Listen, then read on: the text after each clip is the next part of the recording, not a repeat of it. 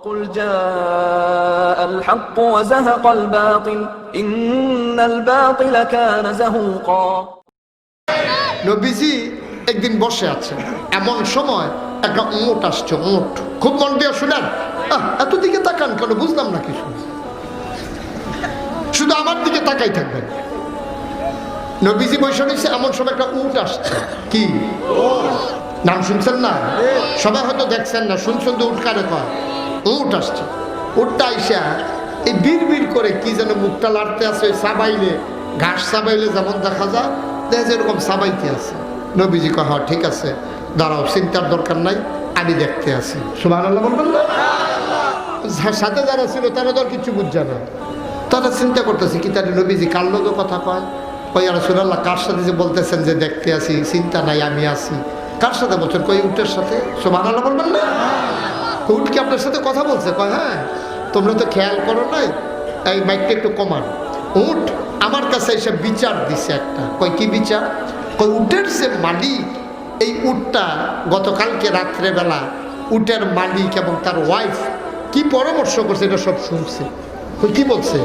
কই উটটা এসে আমারে কয়, গতকালকে সন্ধ্যার পরে ওই গোয়াল ঘরে যখন উটটারে ঢুকাইছে, সন্ধ্যার পরে ঢুকাইয়া যখন রশি দিয়া বাঁধছে, তারপরে মালিকের বউ ছেলে মেয়ে নিয়ে খাইতে বসছে। তো খাইতে বসা তারা মিটিং করতে আছে যে উটের মালিক হ্যাঁ কইতে আছে তার বউয়ের লগে, উটটা তো বুড়ো হয়ে গেছে গা, এটা দিয়ে অনেক কাজ করছি মাশাআল্লাহ, পানি উঠাইছি, ওই পাহাড়ি ঝর্ণা থেকে পানি এনে খেত ভরা দিছি, এটা দিয়ে হাল চাষ করাইছি, জমিনের ফসল ঘরে আনছি, এটার দুধও খাইছি দোয়াইয়া, মাশাআল্লাহ অনেকগুলা বাচ্চাও দিছে। এখন তো কোন সময় বইরা যায়, চিন্তা করছি উটটাকে জব করে ফেলবো। তো উটটা এই কথাটা শুই না, এই সারাটা রাত আর ঘুমাইতে পারে নাই, সব শুনছে। পরের দিন সকালবেলা নবীজির দরবারে গিয়া দাঁড়ায়া দাঁড়ায়া কাঁদতেছে। সুবহানাল্লাহ বলবেন না?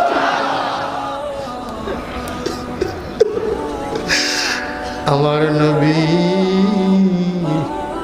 বলছিলাম, ওয়ামা আরসালনাকা ইল্লা রাহমাতান লিল আলামিন, জগৎবাসীর জন্য নবী রহমত। আল্লাহ নবীর সামনে উটটা দাঁড়ায়া দাঁড়ায়া কান্দে, চোখের কোনা বেয়ে বেয়ে পানি পড়ে, নবীজিরও গাল বেয়ে বেয়ে পানি পড়ে। সাহাবারা কয়, ইয়া রাসূলুল্লাহ বুঝলাম না কিছুই। এবার আল্লাহ নবী ডাক দেয়া কয়, ওরটা আমাকে বলেছে গত রাতে ওই মালিক নাকি পরামর্শ করেছে ওরটাকে জব করে খেয়ে ফেলবে। ওরটা খুব কষ্ট পাইছে, ওরটা মনে মনে চিন্তা করছে, সারাটা জীবন তাদের মেহনত করলাম, তাদের জমিনের ফসল ঘরে আনলাম, পাহাড়ি ঝর্ণা থেকে পানি দিলাম, আমারে দিয়া হাল চাষ করাইলো, আমার দুধ খাইলো, আমার বাচ্চাগুলা দিয়ে এই মানুষটা বড় হইল। আজকে এই মানুষটা আমারে জব করতে চায়। যাদের জন্য এত মেহনত করলাম, এত পরিশ্রম করলাম, কষ্ট করলাম, তারাই আমারে জব করে ফেলতে চায়। আমি আর কার কাছে বিচার দেব? বিচারের জায়গা তো নাই। অন্য যদি কেউ ক্ষতি করতে চাইতো, মালিকের কাছে এসে বিচার দিতাম। আজকে মালিককে জব করতে চায়, আমার দুঃখ আর কে বুঝবে? এই চিন্তায় সারা রাত দাঁড়ায়া দাঁড়ায়া কানলাম, ঘুমাইতে পারি নাই।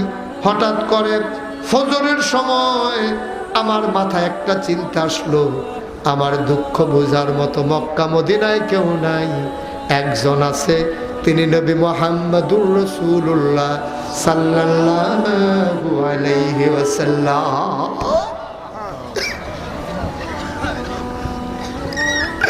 আমার দুঃখ বোঝার বিচারে কেউ নাই, আমার নবী হইলেন রহমত।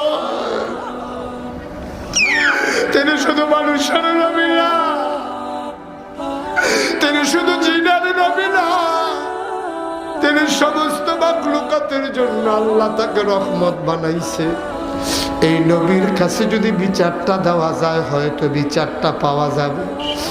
নবী গো, সারা রাত ঘুমাতে পারি নাই, রাতের বেলা আপনাকে সে বিরক্ত করাটা পছন্দ করি নাই, আপনার কষ্ট হবে, আপনি দুজাহানের বাদশা নবী।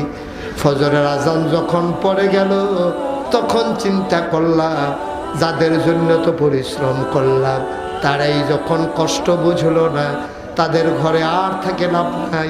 আমি টান দিয়ে রশিটা ছিঁড়ে ফেললাম, গায়ের জোরে টান মেরে রশি ছিঁড়ে আমি দৌড়ে দৌড়ে আপনার দরবারে এসে হাজির হয়ে গেলাম। আপনার দরবারে বিচার, আপনি আমার মালিককে বলে দেন আমি স্বাভাবিক মৃত্যুর গ্যারান্টি চাই, আমি জব হয়ে মরতে চাই না।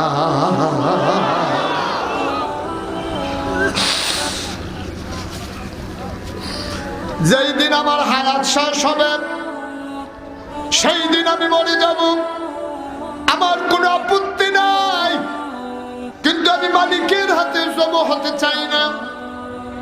ও মালিক, ও নবী আমার, আপনি এই বিচারটা আমাকে করে দেবেন, আমি কম পরিশ্রম করি নাই তাদের জন্যে। নবীজি আবার তাকায়া দেখে ওই লোকটা উঠের যে মালিক একটা রশি আর একটা বেত নিয়ে দৌড়ে নবীর দরবারে আসতেছে। নবীর দরবারে এসে উটের গায়ে রশি লাগাইতে গেলেন। আল্লাহর নবী কয় থামো, উটের গায়ে রশি লাগানো যাবে না, উটকে পেটানো যাবে না। তোমাকে আমি বলে দিলাম এই ওট আমার কাছে রহমতের আশা করেছে, আমি রহমতের নবী, আমার কাছে যখন রহমত চেয়েছে এই ওট আজকে থেকে আর নির্যাতনের শিকার হবে না। আমি নবী বলে দিলাম যাও, এই ওট আজকে থেকে স্বাভাবিকভাবে বাঁচবে, যতদিন বেঁচে থাকে তাকে জব করা যাবে না। এটা আমি নবীর হুকুম। ওই লোকটা চিৎকার করে কয় ইয়া রাসূলুল্লাহ, আপনার হুকুম মেনে বাপ দাদার ধর্মের মুখে চুনকালি মাখাইয়া এক আল্লাহর উপরে ঈমান এনেছি, ওটের ব্যাপারে আপনার ফয়সালাই মেনে নিলাম। ওই মালিক টেনে টেনে উটটাকে বাড়িতে নিয়ে যায়। মালিক বলে যতদিন উটটা বেঁচে ছিল নবীর মহব্বতে কোনো দিন উট দিয়া আমি আর একটা কাজও করাই নাই। এই ছেলে, এই বসো।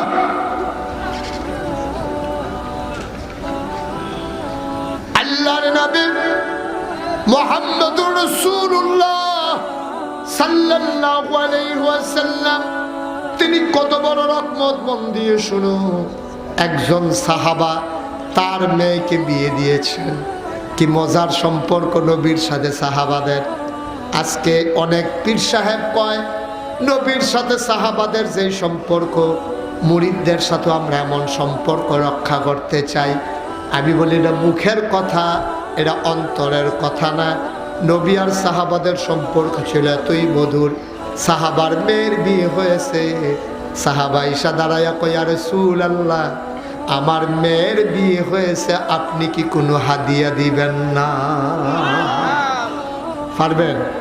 ফিরসা হুজুর গিয়া কইতেন পারবেন যে হুজুর আমার মাইয়ার বিয়া সারা জীবন তো দিলামে, আমার মাইয়ার বিয়াতে আপনি কিছু দেন, এই কথা কইতেন পারবেন?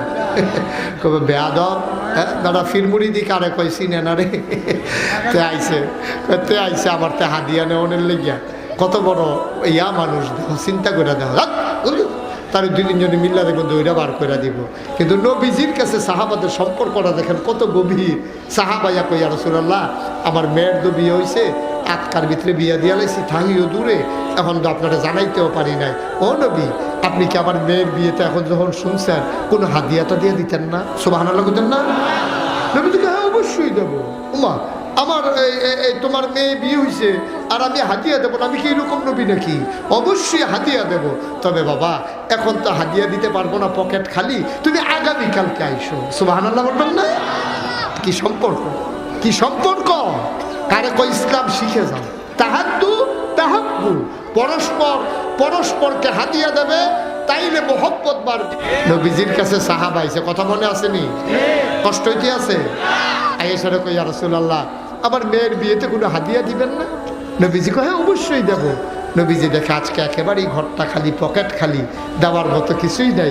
নবী বিব্রত বোধ করলেন, তিনি মনটাতে কষ্ট পেয়ে ফেললেন। আরে একটা লোক আসলো, আমি কিছু দিতে পারলাম না, কত বড় মনে করে আমার কাছে আসছে। নবীজি কয় বাবা যাও, আগামীকালকে সকালবেলা আইসো, আসার সময় শিশি নিয়ে আইসো। শিশির মুখটা হবে বড়, ভেতরটা যেমনই হোক মুখটা যেন বড় হয়। আর একটা গাছের কাঠি নিয়ে আসবা। সুবহানাল্লাহ বলবেন না? আসবা 10টা 11টার সময়।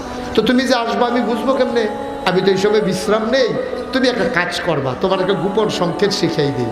অন্য কেউ তার এসে ভয়ে ডাক দেয় না, তোমাকে তো আমি নিজে অনুমতি দিছি, তুমি আইসা ঘরের চৌকাটের ভিতরে এরকম 3বার টোকা মারবা। চৌকাট চিনেন নি? যেমন সাইয়ার হিসেবে মনে হয় চৌকাট সারা না দরজা লাগাইছে।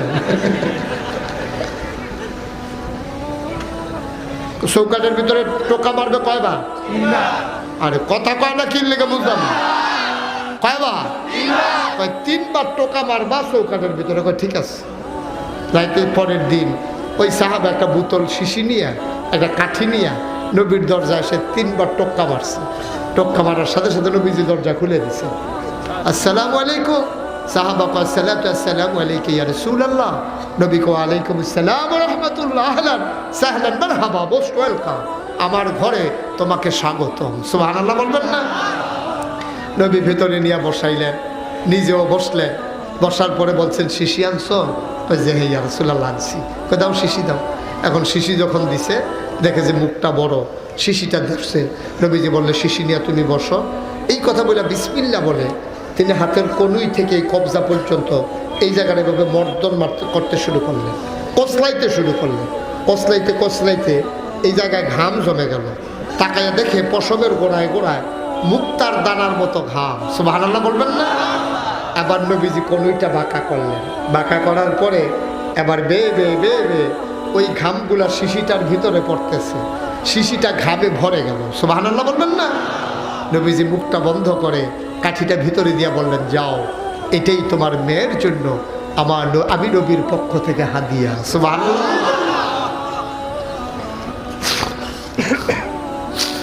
হাদিস শরীফে এসেছে, আল্লাহর নবী যখন প্রচন্ড গরমের মাঝে ঘরে যেতেন, কপালের ভিতরে যখন ঘাম জমে যেত, নবীর বিবিগণ, আমাদের আম্মাগণ, উম্মাহাতুল মুমিনিন মায়েরা বলতেন, ইয়া রাসূলুল্লাহ আপনি চুপ করে বসেন। নবী চুপ করে বসতেন। মায়েরা ঘরের কোণা থেকে শিশি খুঁজে আনতেন। ওই শিশির ভিতরে নবীর কপালের ঘামগুলো যত্ন করে ভরে রেখে দিতেন। ঈদ যখন আসতো, বিয়ে যখন হতো, ওই শিশির ঘাম তারা আতর হিসেবে ব্যবহার করতেন। আল্লাহর নবী শিশি ভর্তি ঘাম লোকটার হাতে দিয়া কয়, আমি গরিব নবী, তোমার কিছুই দিতে পারলাম না, ঘরের ভিতরে দেওয়ার মতো কিচ্ছু নাই। তোমার মেয়ের বিয়ে হয়েছে, আমি হাদিয়া দেব না। আমি নবী কি এমন মানুষ, কি দেব আমি হাদিয়া? তোমার মেয়ের জন্য আমার গায়ের ঘাম ওই শিশির ভিতরে ভরে দিলাম। এটা যত্ন করে রেখে দিতে বলবে। ওই আতর হিসেবে তোমার মেয়ে, পারফিউম সেন্ট হিসাবে এটা তোমার মেয়ে ব্যবহার করবে। এটা স্পেশাল তোমার মেয়ের জন্য। সাহাবা শিশিটা হাতে নিয়ে একটা চিৎকার দেয়া কয়, নবী গো, অর্ধেকটা পৃথিবী যদি আপনি আমারে লিখে দিতেন আমি এত খুশি হইতাম না। আপনার গায়ের পসিনা মুবারক আমার মেয়ের জন্য দিয়েছেন, গোটা পৃথিবীর চাইতে এই হাদিয়া আমার কাছে দামি হাদিয়া। কি করবো টাকা দিয়া, কি করবো সম্পদ দিয়া? দুজাহানের বাদশা নবীর ঘাম মুবারক আমার হাতের ভেতরে আমার মেয়ের জন্য হাদিয়া। সাহাবা কাঁদতে কাঁদতে দিলেন দূর, দৌড়ে দৌড়ে মেয়ের কাছে গিয়ে বললেন, মেয়ে আমার, মক্কা মদিনায় তোর মতো ভাগ্যবতী মেয়ে আর নাই, তোর মতো কপালওয়ালা মেয়ে আর নাই। আব্বা কি হয়েছে বলেন? নবী নিজের গায়ের ঘাম তোর জন্য শিশিতে বড় আতর বানিয়ে দিয়ে দিয়েছেন। মেয়েটা বলে দেন দেখি। মেয়েটার হাতে যখন শিশি দেওয়া হলো, মেয়েটা চিৎকার করে কয়, আব্বা আপনি ঠিকই বলেছেন, আমার মতো ভাগ্যবতী এই দুনিয়াতে এখন দ্বিতীয় আর কেউ নাই। হাদিস শরীফে এসেছে, আবু হুরায়রা থেকে হাদিস বর্ণিত। ইমাম ইবনে কাসির দামেশকি রাহমাতুল্লাহ আলাইহি তার রচিত বৃহত্তর একটা বিখ্যাত গ্রন্থ আল বিদায়া ওয়ান নিহায়া ৬ষ্ঠ খণ্ডের ভিতরে ঘটনাটা নিয়ে এসেছেন। তিনি বলেন, মেয়েটা শিশিটা রেখে দিল। ঈদ যখন আসতো, বিয়ে যখন হতো, মেয়েটা শিশিটা ঘর থেকে বের করতেন। কোণা থেকে বের করে মুখটা খুলে একটা ফোঁটা ঘাম মেয়েটা গায়ের কাপড়ে লাগাতেন। গোটা মদিনা এত বড় শহর, একটা মানুষ ছিল না, মেয়েটা এক ফোঁটা আতর ব্যবহার করার সাথে সাথে গোটা মদিনায় এই সুগন্ধটা ছড়িয়ে পড়ত। মানুষ চিন্তা করত এত দামি পারফিউম, এত সুন্দর সুগন্ধ মদিনার মানুষ পাইল কে? কে সেই ধনী মানুষ? এই গন্ধটা খুঁজে খুঁজে মানুষ দৌড় দিতে শুরু করতো। দৌড়তে দৌড়তে দৌড়তে দৌড়তে গন্ধটা যেদিক থেকে আসে ওই দিকে দৌড়াতো। দৌড়তে দৌড়তে মেয়েটার বাড়িতে এসে চতুর্দিক দিয়ে মানুষ ঘেরাও করে ফেলতো। সবাই বলতো, এই মেয়ে, তুমি গন্ধওয়ালা আতর, এত সুগন্ধ তুমি পাইছো কই? মেয়েটা তখন বলতো, এই আতর দুনিয়ার কোনো আতর না, দুজাহানের বাদশা নবীর পসিনা মুবারক। সুবহানাল্লাহ বললাম। ইতিহাস সাক্ষী দেয়, সবাই মিলে মদিনার মানুষ এই বাড়িটার নাম দিয়ে দিয়েছে সুগন্ধি বাড়ি। সুবহানাল্লাহ বলবেন। বাড়িটার নামই হয়ে গেছে সুগন্ধি বাড়ি। এই নবীজির প্রতি তাদের কি সম্পর্ক, কি মহব্বত, কি হৃদয়তা। তোমার নামে শেষ আল্লাহ।